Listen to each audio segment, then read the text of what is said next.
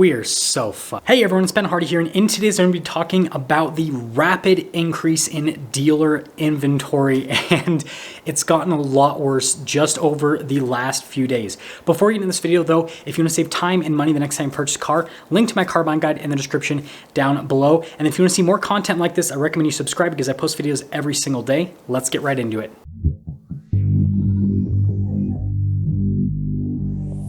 Now, if you've been following this situation that's been unraveling within the car market, you've probably heard that the car market is absolutely devastated because of the massive increase in dealer inventories. Dealer inventories have increased by over 50%, and that figure came out of the sales month of September. Well, guess what? It's October now, and obviously we won't get an official figure until November, but I can tell you that official figure is going to be a hell of a lot higher by what I am seeing right now with all of my communication with different dealers and then me going and filming for a bunch of different dealers.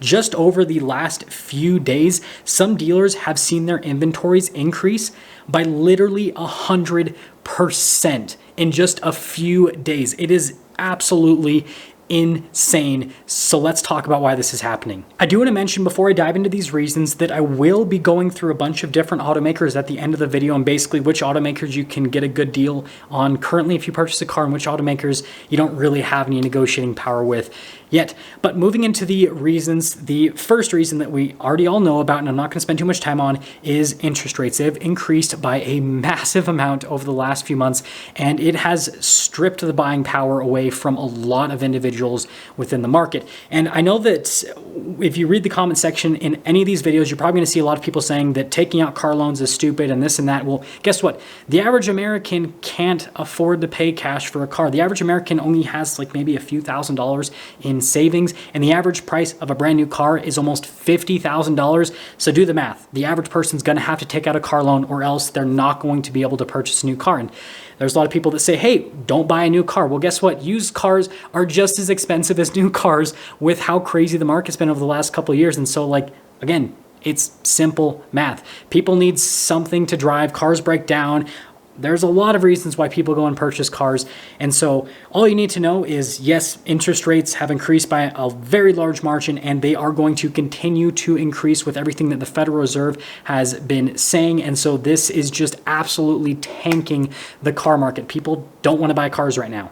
Now, the next big reason is because car prices have become way overinflated, not just because of dealer markups, but also because of manufacturer markups. Almost every single manufacturer has increased their base MSRP on every single vehicle and the MSRP on different options within their vehicles over the last year and a half, roughly. And this has made vehicles a lot less affordable. And that is why the average price of a brand new car in terms of, MSRP price is close to $50,000. And prior to this whole COVID situation, it was under $40,000. Like, that is a huge swing. And I can tell you that wages have not increased by that same margin, right? Over $10,000 in just a couple of years. And I mean, if you do it mathematically, you're talking about an increase of over 25% in just a couple of years. Like, that is absolutely ridiculous, like astronomical, to the moon, as the stock and crypto people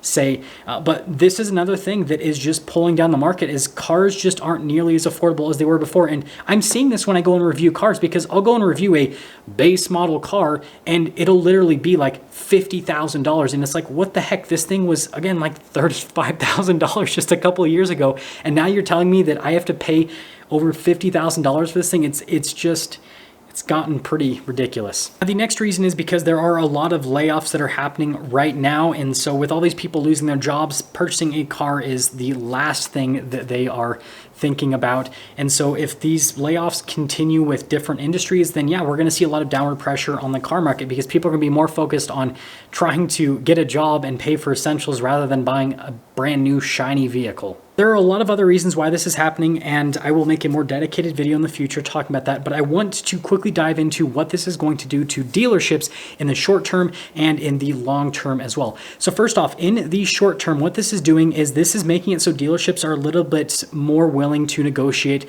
on certain vehicles. Now, they're not really lowering their advertised asking price on vehicles because they're hoping that people are not going to be looking at what's happening in the world right now, and they're basically just going to walk in the dealership and pay the asking price like what's been happening over the last couple of years.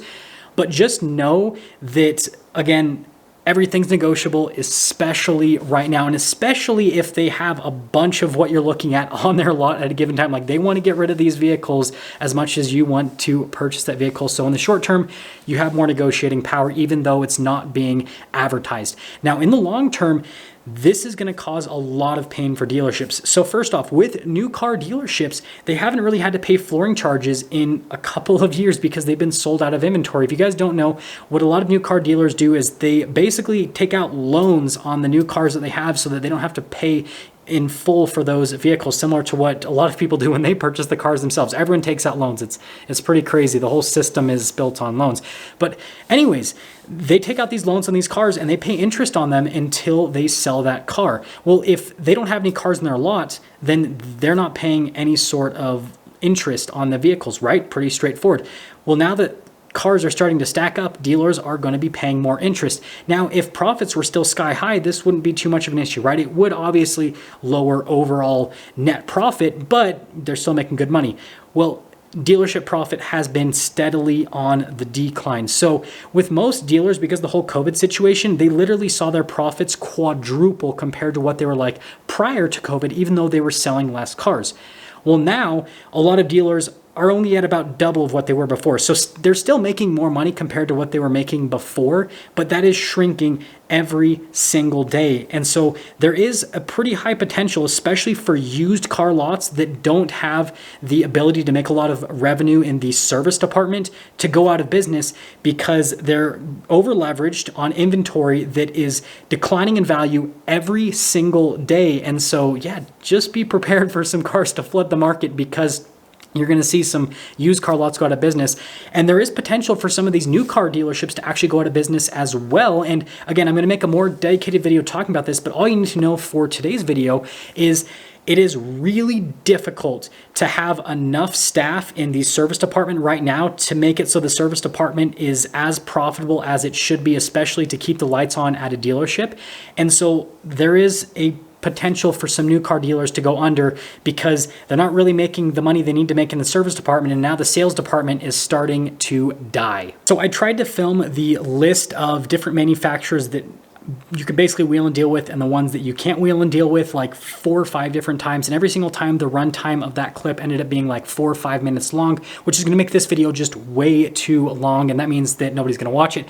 So if you're not subscribed already, then I recommend you subscribe, because on Monday I will be posting a video talking about the manufacturers that you can get a good deal with and the ones you can't. Sorry that I wasn't able to fit it in this video, but I will post that first thing on Monday for you guys so that you know what's happening with different manufacturers. And I will also mention dealers within manufacturers that you technically can't get a deal with because they still have low volume, but then these dealers aren't charging the markups that a lot of their other counterparts are. And so that'll hopefully help out a lot of you in your car buying process. But anyways, that's going to sum things up for today's video. I'll see you.